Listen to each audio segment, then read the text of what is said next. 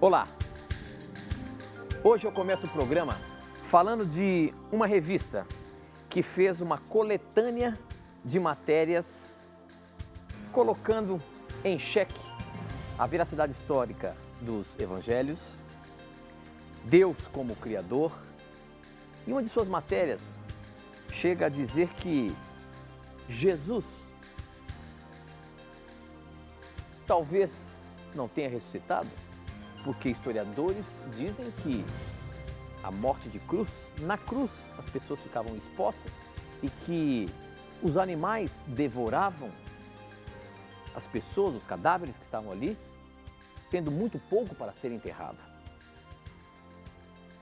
São vários assuntos relacionados à religião, a Deus, a Jesus, aos evangelhos, colocando em xeque, tentando não dar tanto crédito para o que a Bíblia diz.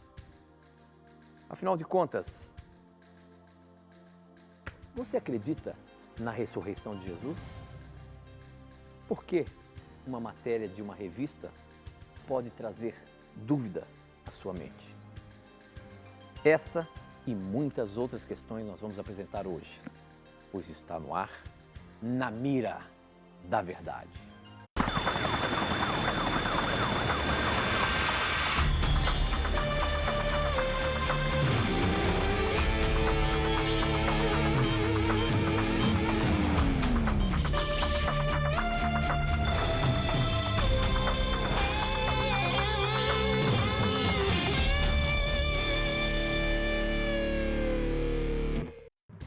Olá, seja muito bem-vindo. Estamos começando mais um Na Mira da Verdade e é muito bom ter a sua companhia aqui junto com a gente, fazendo o nosso programa acontecer. A partir de agora, nos conectamos com o Brasil e o mundo através das ondas do rádio, da internet e da TV Novo Tempo, espalhada pelo nosso país. E quem está para responder às suas dúvidas? Pois elas estarão na mira da verdade. E é ele, professor Leandro Quadros, que tem que responder baseando-se na palavra de Deus. E aí, professor, tudo bem? Tudo bem, Tito? Estamos felizes porque estamos novamente aqui para estudarmos com os nossos amigos. Que os nossos amigos que nos acompanham pela rádio também se sintam abraçados pela nossa equipe, pelo programa Na Mira da Verdade. Muito bem, professor. Abrimos o programa hoje já com uma polêmica. No mês de junho, uma revista importante aí no meio, super interessante, fez uma coletânea de matérias que apresentou ao longo de toda a sua história sobre assuntos relacionados à religião, assuntos relacionados a Deus, a Jesus como Deus, como Salvador, como homem. E em todas as matérias traz dúvidas, interrogações históricas da veracidade do texto bíblico, da veracidade do nosso Criador. E uma das matérias, professor, foi sobre a ressurreição de Jesus. Eu queria saber aí, professor, o que está sendo argumentado e o que está colocando em xeque aí a veracidade da palavra de Deus, a veracidade do nosso Senhor Jesus, Criador, que veio como homem, morreu para salvar os nossos pecados e ressuscitou e hoje vive no céu. O que está dizendo aí, professor?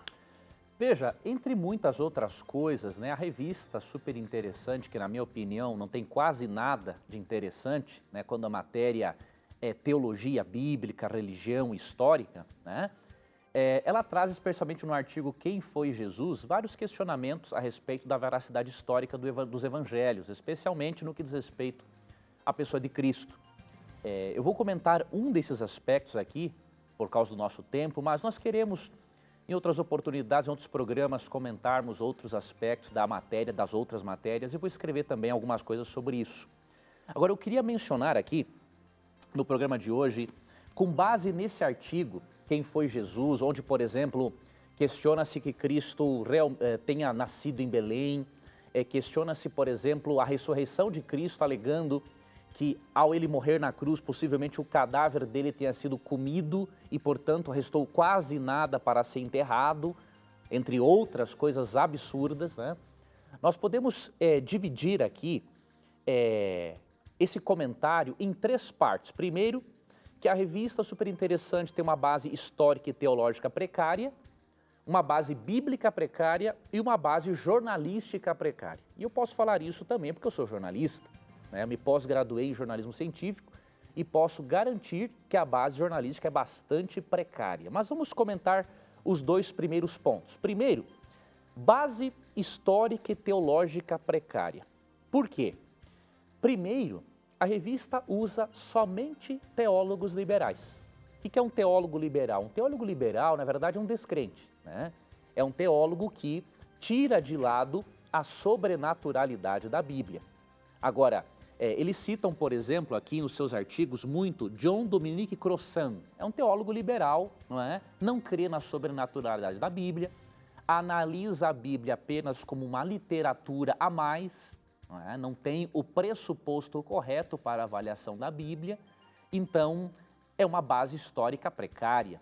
Por exemplo, existem outros historiadores que não são liberais, como por exemplo Gary Habermas, Craig Evans, William Lane Craig. William Lane Craig fez a sua tese doutoral comprovando a veracidade das informações históricas sobre a ressurreição de Jesus. Então veja bem, como que uma revista que se propõe a apresentar a verdade só apresenta um lado da moeda? Isso aqui já vamos para um outro lado, base jornalística precária. Pelo menos o que nós aprendemos na faculdade de jornalismo é que o jornalismo sério é pautado pelo cruzamento de informações, né? Você cruza informações para que o seu leitor, diga, opine a respeito com base no cruzamento de informações e forme os seus conceitos, suas ideias. Agora aqui, apresenta-se apenas teólogos liberais, não apresentam-se teólogos tradicionais e o leitor, que obviamente não é informado a respeito de religião, ele vai pensar que quando cita ali 2, 3 teólogos liberais diferentes, isso indica que esses 3 teólogos liberais representam toda a ala teológica e arqueológica que existe. Por exemplo, a revista super interessante, desconheço alguma matéria em que tenha feito algum artigo com base, por exemplo, nas descobertas de William Albright, né? William Albright é um dos pais da arqueologia moderna, um indivíduo com vários doutorados, inclusive honoris causas. E ele afirma categoricamente que até hoje nenhum achado arqueológico sério contradisse o texto bíblico. Então, primeiro, base histórica e teológica precária, base jornalística precária, não há o cruzamento de informações. E eu quero também mostrar a base bíblica precária. Quer ver um exemplo? Quando eles dizem que os que morriam na cruz eram devorados por animais e por isso não tinha-se muito o que enterrar, alegando-se o seguinte: Cristo não pôde ressuscitar porque o seu cadáver foi praticamente tudo comido, né? Essa base bíblica é totalmente precária, porque quando você lê João capítulo 19, você percebe que Cristo não ficou na cruz tempo suficiente para ser comido pelos animais. Agora é muito curioso, né? Você vê alguns artigos, é super interessante, eles pegam algumas informações dos evangelhos que interessam e as que não interessam deixa de lado. Uma tendenciosidade sem tamanho, né? Então, em João 19, por exemplo, vamos ver mais ou menos quanto tempo Cristo ficou na cruz. 31 em diante. Era o dia de preparação e o dia seguinte seria um sábado especialmente sagrado. Ou seja, Cristo morreu na sexta, né?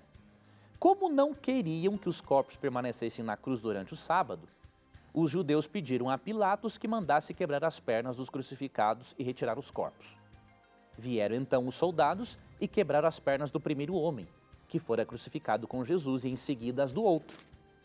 Mas quando chegaram a Jesus, constatando que já estava morto, não lhe quebraram as pernas.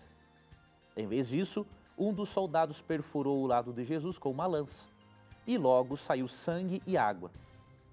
Aquele que ouviu, disso deu testemunho, e o seu testemunho é verdadeiro.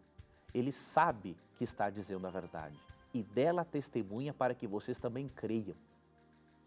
Então veja, Jesus não ficou na cruz tempo suficiente para que o seu corpo fosse comido. Ele morre na sexta, Na sexta-feira mesmo, o corpo dele é tirado da cruz, porque como os judeus estavam ali envolvidos na morte de Cristo, eles não queriam também que os corpos ficassem na cruz durante o sábado.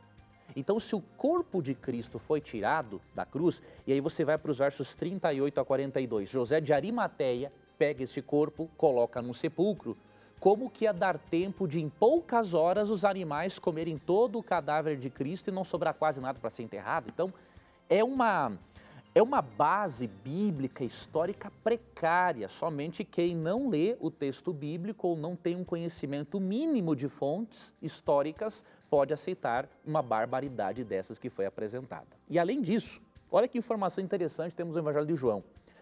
Aqui João diz no verso 35 que ele foi testemunha ocular. E Paulo diz em 1 Coríntios 15, 1 a 6, que mais de 500 pessoas viram o Cristo ressuscitado. E isso foi um dos textos usados por William Lane Craig na sua tese doutoral. Se a revista Super Interessante me apresentar uma fonte histórica de alguém no século I ou ali depois, que tenha contradito João, dizendo que João era um mentiroso, dizendo que as mais de 500 pessoas que viram o Cristo ressuscitado mentiram, ou que as 500 tiveram uma alucinação coletiva, eu abandono a minha fé, eu paro de apresentar o programa na mira da verdade e vou virar um ateu também, tá ok? Mas essa fonte não existe, né? Era muito mais correto, né, a revista ter feito um jornalismo sério, né, cruzado as informações. Vamos pegar o que um teólogo liberal diz e o que um teólogo tradicional diz. Vamos pegar filósofos, historiadores, que não são liberais, vamos cruzar as informações entre eles para que nós possamos comprovar a veracidade ou não dos evangelhos.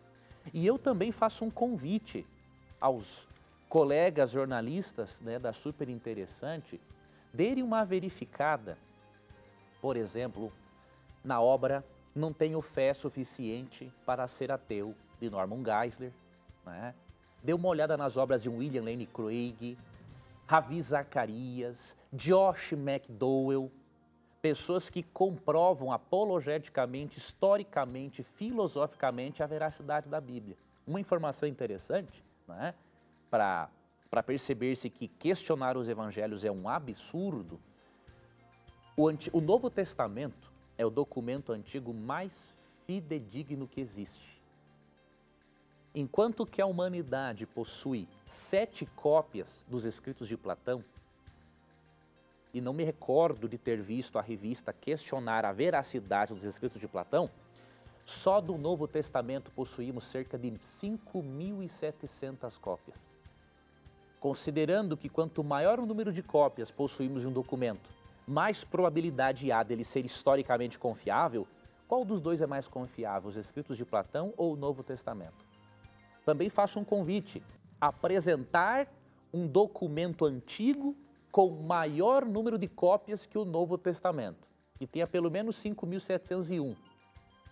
E um outro detalhe interessante, cientificamente, quanto menor, na verdade, é o intervalo de tempo entre a cópia original, menor é a probabilidade de erro histórico.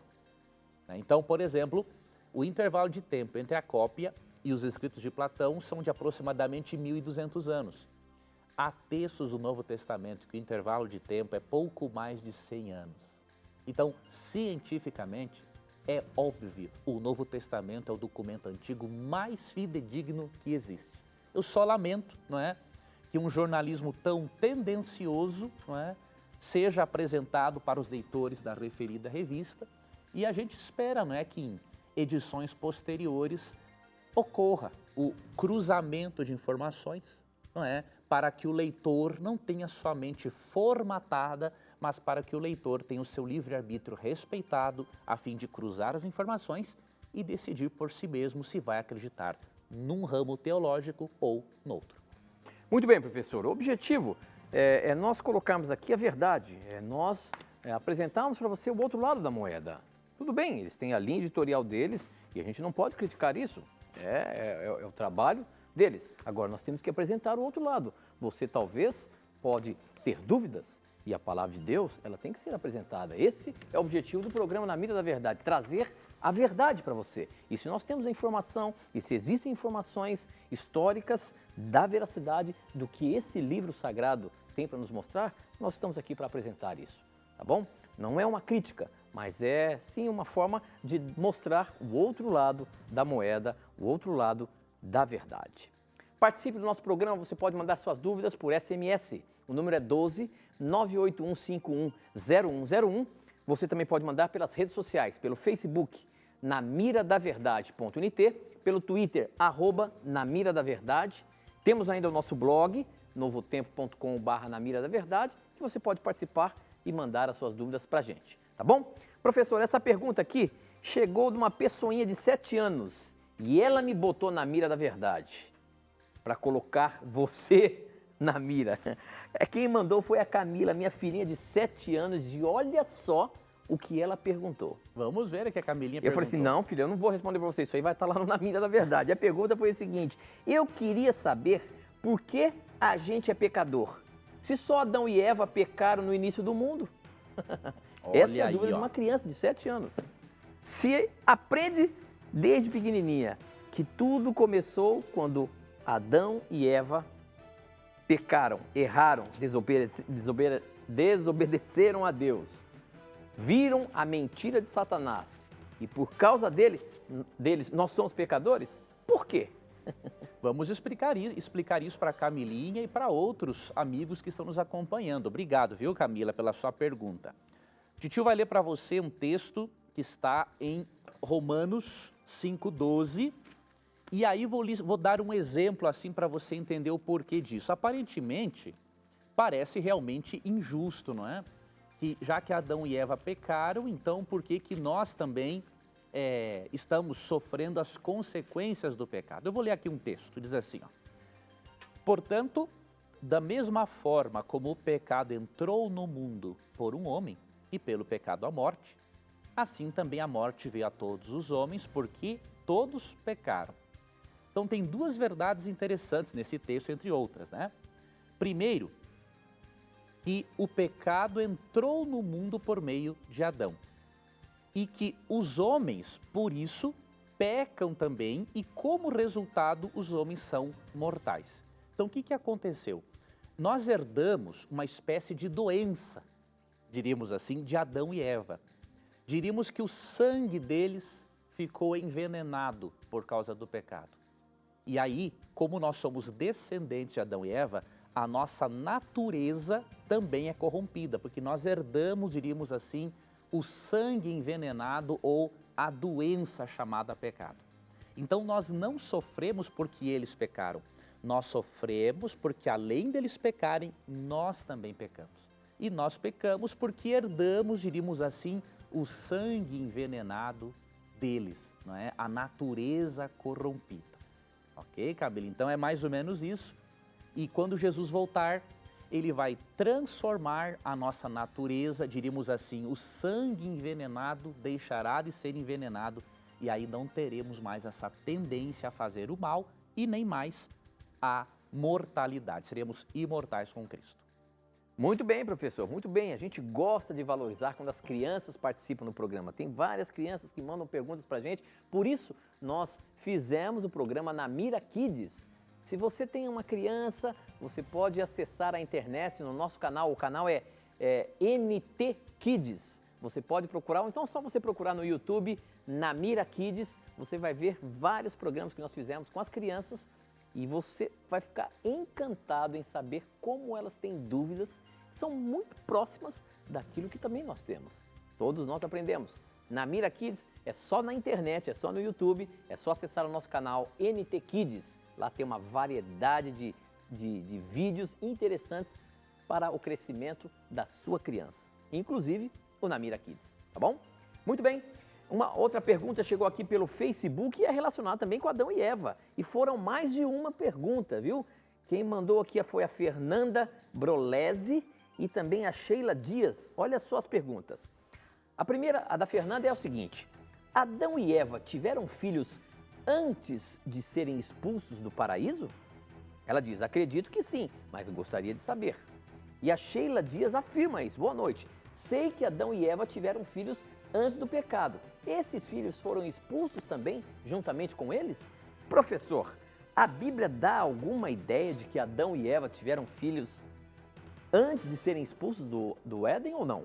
A Bíblia não nos dá essa informação. O que nós temos de informação em Gênesis 1, 28, é que Deus, obviamente, criou a sexualidade tanto para o prazer quanto para a procriação, já no início do mundo, ou seja, antes do pecado, Deus criou a sexualidade. Agora, nós não temos evidências bíblicas de que Adão e Eva tenham tido filhos antes do pecado. Na verdade, nós percebemos a menção aos filhos deles a partir do capítulo 4, quando o pecado já se instaurou no mundo.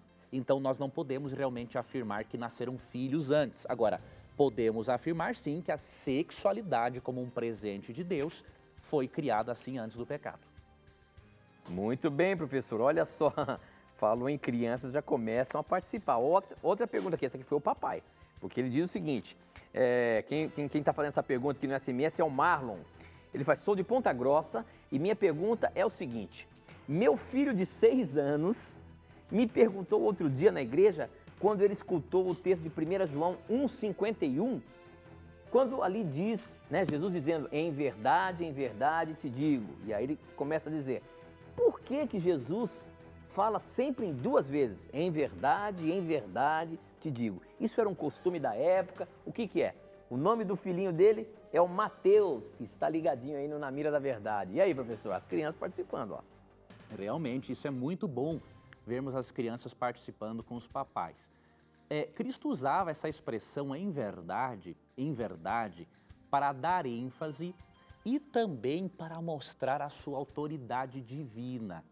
Porque no Antigo Testamento, né, sempre aparece assim diz o Senhor, ou seja, Deus falando. Quando ele fala em verdade eu te digo, além dele dar ênfase, ele já está sugerindo para os leitores, para os cristãos, que ele tem a mesma autoridade em sua palavra que o Deus do Antigo Testamento, quando fala assim diz o Senhor. Muito bem, professor. Estou vendo aqui no nosso blog também muita gente participando.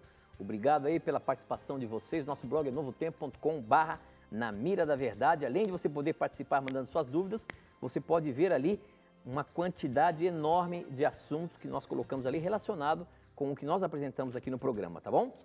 Participe lá, acesse o nosso blog e aprenda mais. Usa dessa ferramenta, um instrumento para você aprender mais da Palavra de Deus. Tá, eu vou ter que procurar aqui melhor uma pergunta, senão eu vou botar uma aqui sem saber. Então vamos colocar aqui no Facebook também muita gente participando. A Elisame Menezes pergunta o seguinte: no programa passado, professor Leandro Quadros, preste bem atenção, você falou da ressurreição daqueles que mataram Jesus, dizendo que ressuscitariam na sua vinda e morreriam depois por serem ímpios, segundo Apocalipse 1:7. Mas segundo Lucas 23:34, Jesus disse: Pai, perdoa-lhes, pois não sabem o que fazem. Se já foram perdoados, ressuscitarão para a vinda eterna ou para a vida eterna ou não? Gosto muito do programa. Sou o Gil. Ah, tá. Ele está usando o Facebook da filha dele. Ele é de Liberdade, Pernambuco. A pergunta do Gil. Afinal de contas, professor, eles foram perdoados quando Jesus diz assim: Pai, perdoa-lhes porque eles não sabem o que dizem ou o que fazem? Só foram perdoados, querido telespectador, aqueles que se arrependeram. Então, quando você lê, por exemplo, Atos capítulo 2, você percebe que Pedro, em Atos capítulo 2, em Atos capítulo 3, ele fala para vários que haviam participado da morte de Cristo. E, obviamente, que quando eles ouviram isso, né?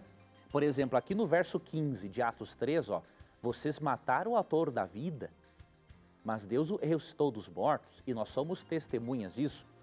E aí depois você percebe que quando ele fala isso na sua pregação, no verso 19 ele convida, ó, arrependam-se, pois, e voltem-se para Deus, para que os seus pecados sejam cancelados.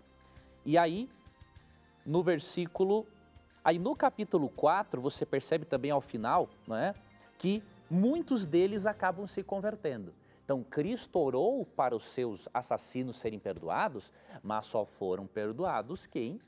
Aqueles que se arrependeram. Então, Apocalipse 1,7 fala do grupo que não se arrependeu. Ok? Então, não vejo uma desarmonia entre ambos os textos, porque alguns se arrependeram e outros não. Considerando que o perdão é dado para quem se arrepende, de acordo com Atos 2, 37 e 38, então, somente os que se arrependeram é que foram perdoados. Não todos, obviamente, porque nem todos se arrependeram. Muito bem, professor. Hoje a gente falou de Adão e Eva, mas que está chegando de pergunta aqui sobre o paraíso, sobre Adão e Eva. Olha aqui, mais uma pergunta. A Benedita Félix, ela é da Bahia, e ela pergunta o seguinte: queria saber quem foram os filhos de Adão e Eva, ou melhor, quem foram as esposas dos filhos de Adão e Eva. É aquela dúvida, né? Com quem que eles se casaram? Por exemplo, Caim, com quem que ele se casou, porque logo depois do enunciado ali da Bíblia, Caim foge e vai para um outro lugar, tal. O que a Bíblia nos dá de informação sobre como foi o crescimento da humanidade na Terra? Amigo telespectador e ouvinte, quando essa pergunta chega a nós gostamos de apresentar Gênesis 5:4, que é um texto bem interessante para nós entendermos a respeito. Diz assim: depois que gerou a Sete foi o terceiro filho de Adão, né? Caim, Abel e depois veio Sete, tá? Adão viveu 800 anos e gerou outros filhos e filhas. Então perceba, Adão não teve só Caim e Abel. Caim, Abel, Sete, outros filhos e outras filhas. Então, Caim se casou com uma irmã ou com uma sobrinha. E naquela época, obviamente, a humanidade precisou dessa união entre parentes para procriação. E se você fizer uma análise interessante da antropologia descritiva, concorda, óbvio, não fala em Adão e Eva, né, obviamente, mas os antropólogos descritivos creem que realmente todas as raças humanas vieram de um casal em comum. Nós cremos na veracidade do relato histórico bíblico, que descendemos, né, de Adão e Eva. E não haveria problema nenhum a união entre familiares na época, até porque eles estavam ainda como descendentes de Adão, sob o efeito da árvore da vida, eles tinham um organismo muito mais complexo, saudável que o nosso. Muito bem, professor, nosso tempo corre contra a gente, nós temos que ir para o intervalo, mas aproveita aí o intervalo, formule a sua pergunta, você tem vários canais para poder mandar para a gente. Manda sua pergunta para a gente, pois ela estará na mira da verdade. Não sai daí não, a gente volta já já.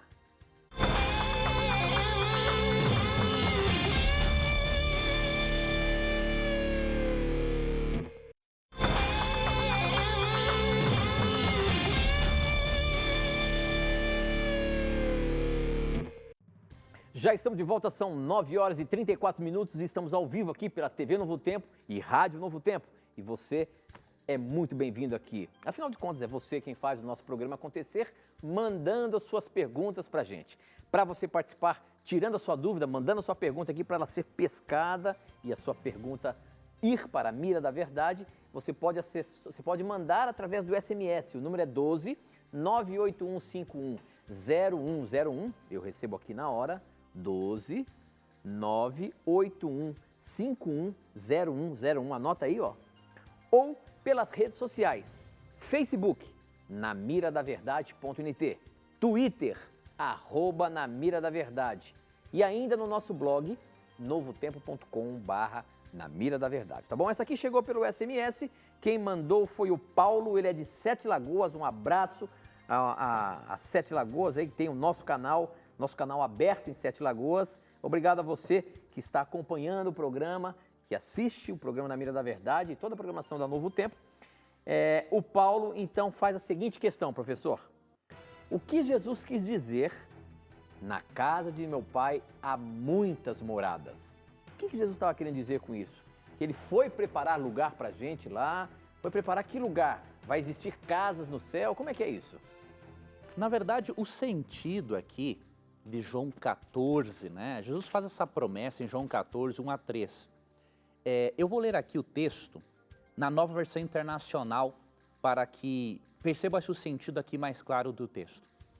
Não se turbe ou não se perturbe o coração de vocês. Creiam em Deus, creiam também em mim. Na casa de meu pai há muitos aposentos. Se não fosse assim, eu lhes teria dito, vou preparar-lhes lugar. E se eu for e lhes preparar lugar, voltarei e os levarei para mim, para que vocês estejam onde eu estiver. Cristo está dizendo aos seus seguidores que ele iria para o paraíso, para a cidade santa, preparar lugares, diríamos aposentos, para que os seguidores de Cristo fossem hóspedes na casa do Pai. É depois que essa cidade santa maravilhosa descer na terra, é que nós faremos moradas, não é, no planeta. Mas aqui se refere ao momento em que Cristo voltará pela segunda vez, levará os seus para morarem na casa do Pai, que se encontra em um outro lugar, obviamente, e lá ele está preparando aposentos, diríamos assim, lugares para que nós possamos estar. Cristo está prometendo que na casa do Pai há lugar para todo aquele que aceita Cristo como Salvador pessoal. Muito bem, professor. Olha, tem uma aqui grande. Não, infelizmente não vou ter como colocá-la aqui na mira da verdade. Vamos ver aqui mais uma pergunta. Quem mandou essa pergunta aqui foi o Ericles Douglas pelo Facebook e a pergunta dele é a seguinte. Recentemente vemos uma doutrina crescendo no Brasil, a doutrina do ensino calvinista. No calvinismo, não se perde a salvação, pois Deus não dá salvação àquele que ele sabe que irá perdê-la.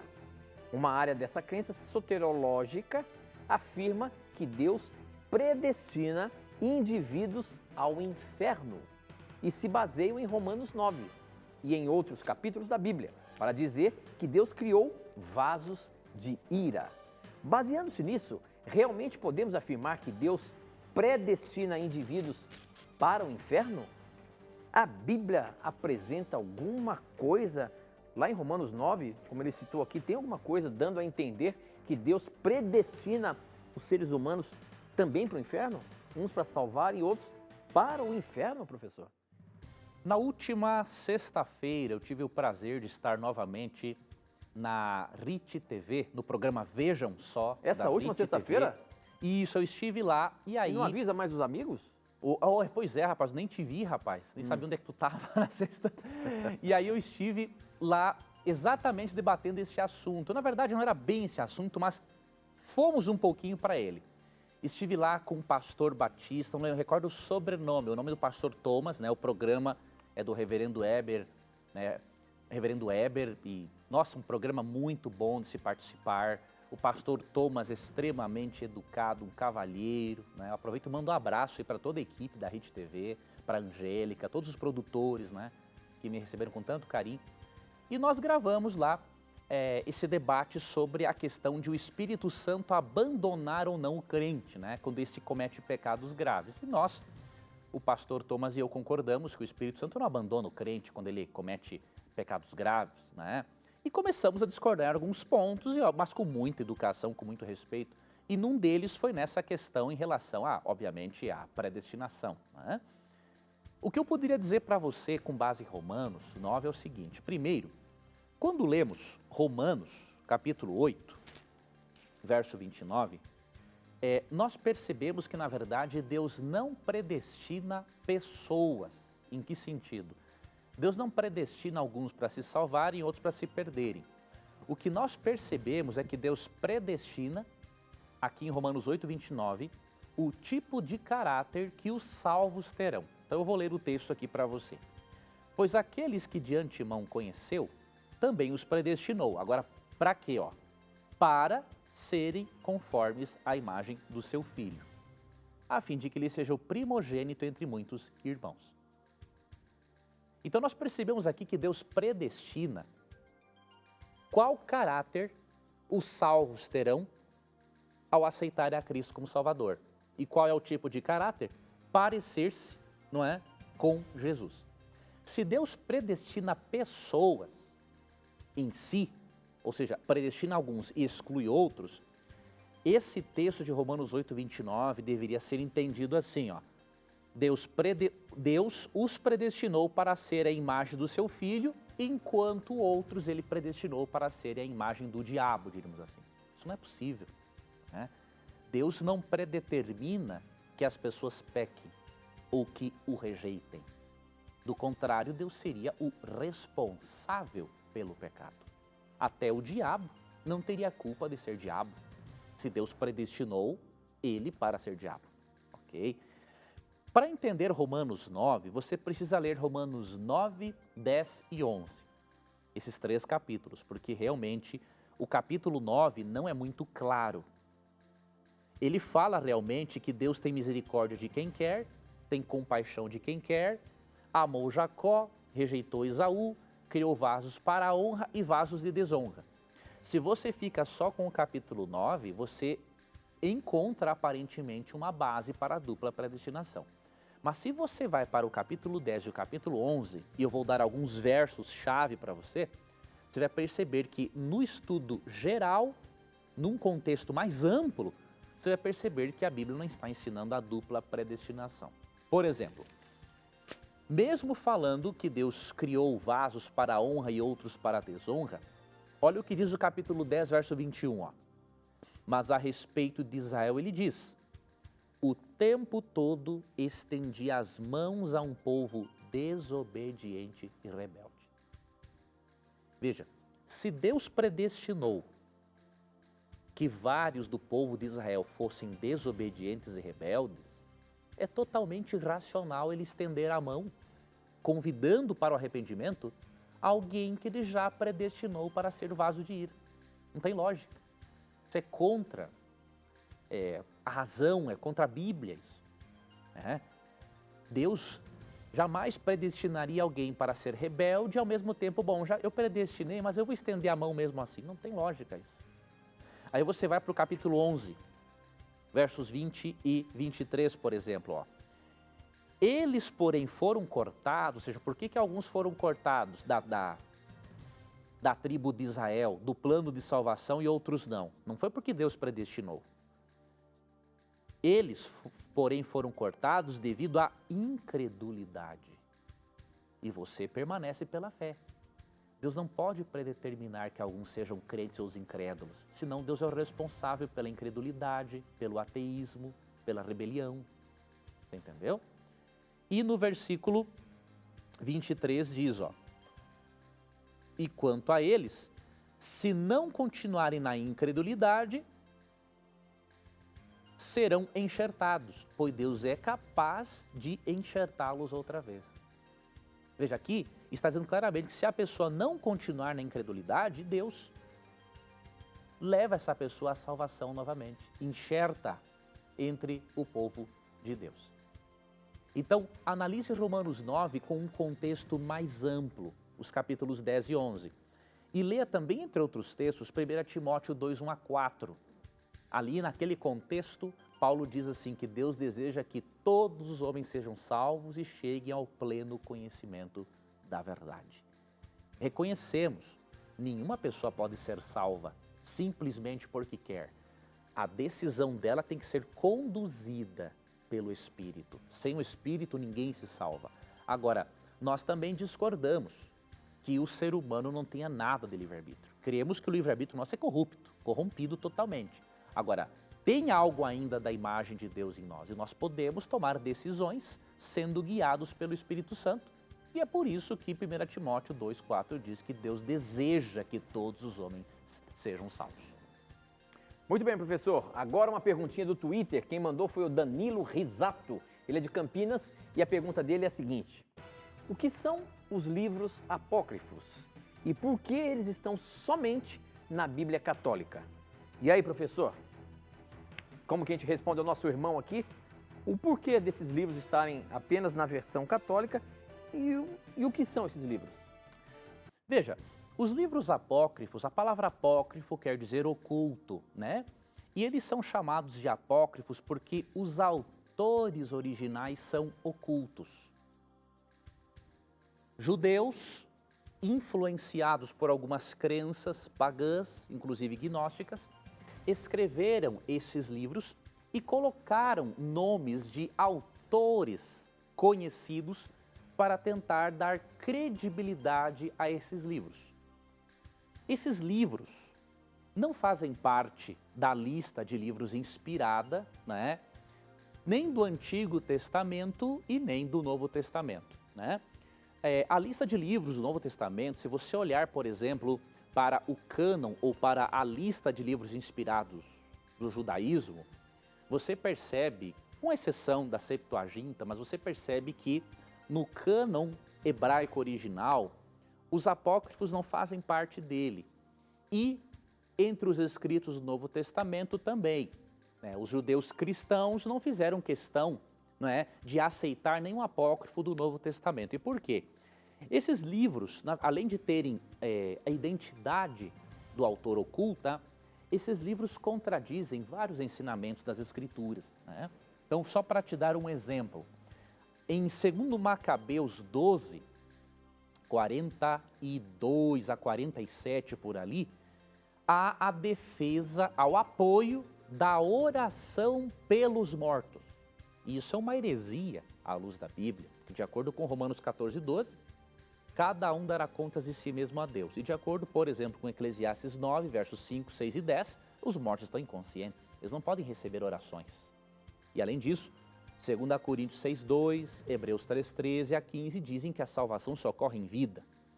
Então, os livros apócrifos, né, de identidade oculta foram agregados pela Igreja Católica ali no Concílio de Trento, que ocorreu por volta de 1546 depois de Cristo. Então, porque esses livros apoiavam alguns dogmas católicos, eles acabaram sendo incorporados à lista de livros originais. Você pode utilizar os apócrifos, por exemplo, para ter um conhecimento de alguns aspectos da cultura da época, algumas crenças pagãs que entraram ali no judaísmo, mas você realmente não pode ter esses livros como regra de fé e prática, porque eles contradizem o restante das Escrituras.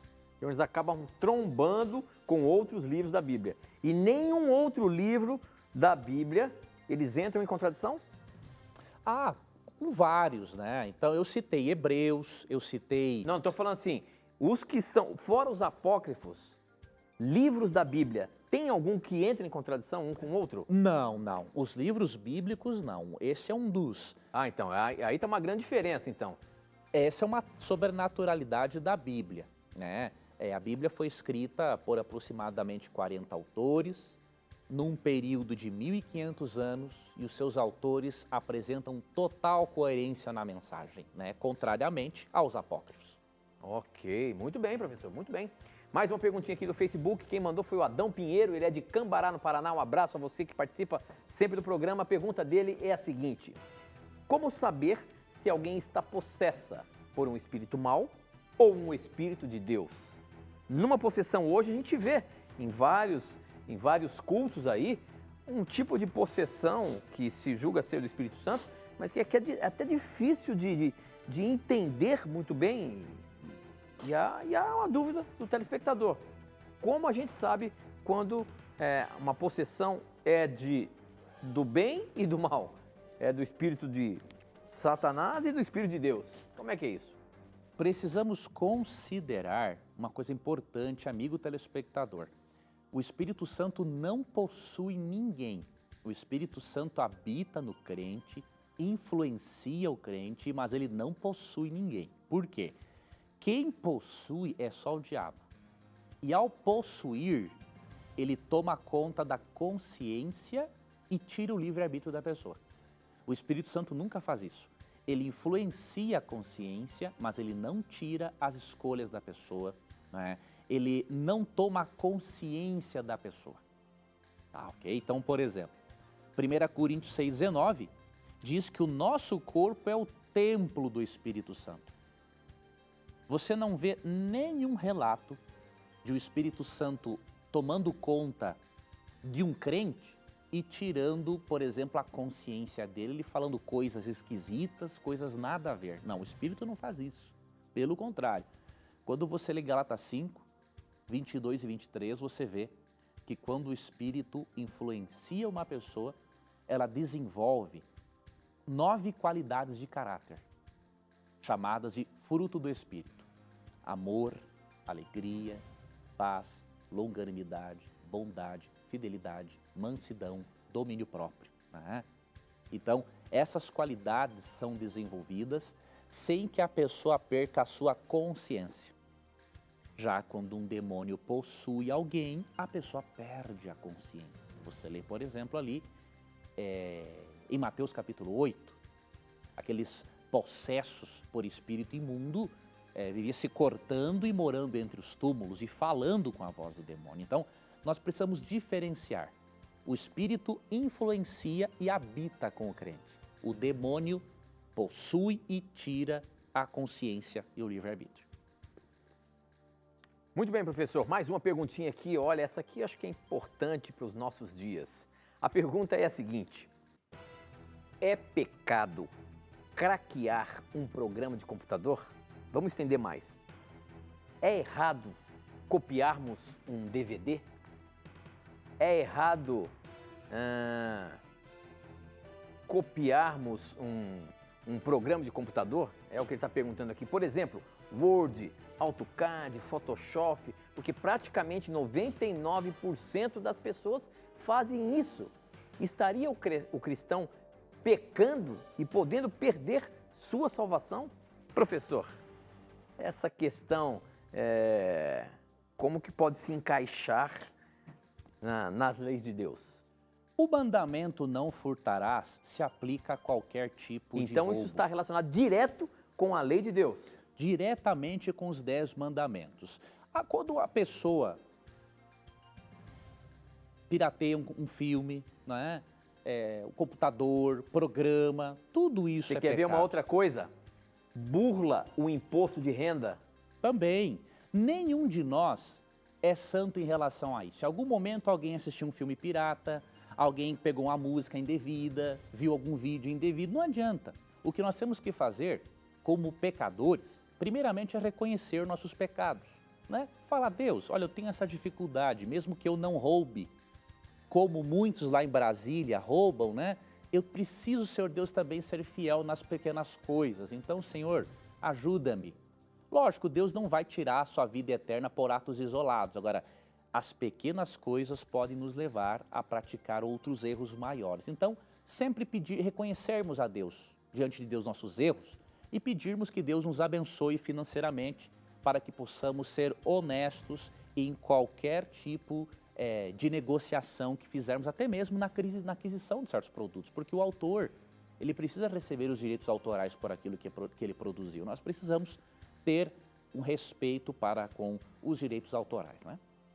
Muito bem, professor. Uma boa pergunta chegou aqui pelo nosso SMS. Quem mandou foi o Fernando e a Karina. São noivos. Um abraço a vocês que acompanham o programa. E ele pergunta o seguinte: esclareça se quando Jesus falou sobre quantas vezes devemos perdoar, ele disse até 70 vezes 7, para se referir aos 490 anos que ainda seriam dados para o povo judeu se arrepender? Quando Jesus disse isso, tem alguma relação, professor? Não, ali em Mateus 18, 22, né? O contexto é bem claro, não tem nada a ver com profecia ali, amigo Quando ele diz, telespectador e nós ouvinte. devemos perdoar não 7 vezes, mas 70 vezes 7. Não há nenhuma referência com os 490 anos que o povo judeu ainda teria para se arrepender. Nem de perto. Olha aí, é Nem de coincidência. perto. É coincidência, né? Ele e Cristo nem faz o cálculo, na verdade. Ele fala assim, ó. Pedro se aproximou de Jesus e perguntou, Senhor, quantas vezes tenho que perdoar a meu irmão que peca contra mim? Até 7 vezes? Não te digo que até 7 vezes, senão até 70 vezes 7, respondeu Jesus. Então, o contexto é claro, é relacionamentos interpessoais, não tem nada a ver com a profecia de Daniel 9. Muito bem, professor, muito bem. Mais uma perguntinha, professor, hoje está afiadíssimo. Respondendo rapidinho, o Evernesto Pilanga, a pergunta dele é a seguinte: Jacó lutou com um anjo ou foi com Jesus? como um ser poderoso, como um anjo, foi pego por um ser humano limitado? Me explica essa, irmão. Sou do Testemunha de Jeová. E aí, professor? Veja bem, meu querido irmão Testemunha de Jeová, eu agradeço, viu, por você acompanhar o nosso programa. Isso demonstra que você é um filho de Deus sincero, que tem buscado o conhecimento bíblico. Continue, meu irmão, com o coração aberto, tá? Porque Deus tem grandes coisas para continuar ensinando para você, tá bom? Quando nós lemos aqui a luta de Jacó, eu vou ler para você aqui. Eu tenho aqui uma tradução bíblica que eu vou ver aqui na outra tradução que eu tenho aqui, que vai ser melhor de eu ler alguns textos para você, que é na tradução ecumênica da Bíblia. Quando você lê ali Gênesis, você percebe uma coisa interessante, que Jacó estava fugindo do seu irmão Labão. E com razão, né? Porque Não, Jacó... do seu irmão Labão, não. Labão era Esaú, sogro de Jacó. Esaú. Estava fugindo do seu irmão Esaú, né? Então, ao ele fugir do seu irmão Esaú, é óbvio, amigo telespectador, que ele estava apavorado porque ele havia saído da casa dos pais. Um dos porquês é porque ele havia, diríamos assim, logrado Esaú, ok? Então, óbvio, quando ele sabe que Esaú se aproxima dele e ele está com filhos, esposas, um monte de bens, o que ele pensa? Esaú vai se aproximar e vai arrebentar com tudo. Quando ele, nesse contexto de temor, à noite, ele se encontra com um desconhecido, aqui em Gênesis 32, do verso 22 ao 32, ele entra em desespero. Ele não dá nem tempo de o desconhecido revelar quem ele é. É à noite. E curioso, como que Jacó entendeu quem era aquele desconhecido? Se você ler Gênesis 32:30, olha, depois da luta que ele teve com o desconhecido, disse assim, ó: Jacó chamou aquele lugar Peniel, pois disse, vi a Deus face a face, e todavia minha vida foi poupada. Deus, ou melhor, Cristo, havia assumido uma forma humana. Como chama isso? Teofania. Teofania. Deus aparecendo em forma humana. Quando ele aparece em forma humana, amigo telespectador, e para abençoar Jacó, e Jacó luta desesperadamente pensando que era o seu irmão Esaú, chega o momento em que aquele ser só toca na coxa de Jacó, e aí Jacó percebe, não, tem alguma coisa errada aqui. E aí ele começa a conversar, pergunta o nome, ele não diz o seu nome, o abençoa, e aí no verso 30 ele conclui, ele havia estado com o próprio Deus numa teofania, numa aparição divina em forma humana. Então, não tem como ser uma simples criatura que tenha aqui tido esse contato com Jacó. Muito bem, professor. Com essa nós encerramos mais um programa Na Mira da Verdade e a gente se encontra novamente na semana que vem, se Deus quiser. Um abraço, amigo telespectador. Se você puder acompanhar o programa na Rádio Novo Tempo amanhã também, às 10 da manhã, estaremos, Tito e eu, ao vivo, fazendo o Na Mira da Verdade no rádio. Fique com Deus e lembre-se, sempre que você tiver a coragem de perguntar, a Bíblia terá a coragem de lhe responder. E aqui você já sabe, suas dúvidas sempre estarão na Mira da Verdade. Até o nosso próximo encontro. Tchau.